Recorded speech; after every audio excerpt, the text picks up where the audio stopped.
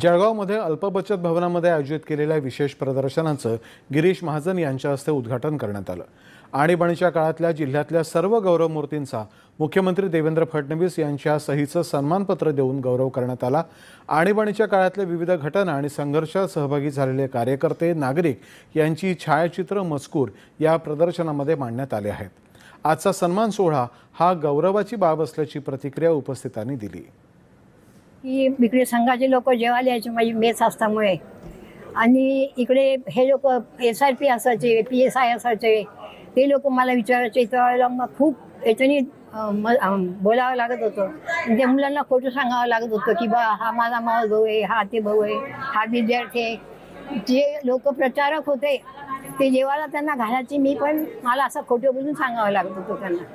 3 महिने सत्याग्रह आणि 16 महिने मिसा असा 19 महिन्याचा प्रवास माझा आणीबाणीच्या काळामध्ये झालेला आहे।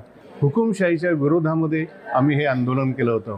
आम्ही 21 नोव्हेंबर 1975 साली सत्याग्रह केला आणि या लोकांना संघावर आलेली बंदी आणि या लोकांना कारागृहातून सोडावं म्हणून आम्ही सत्याग्रह केला।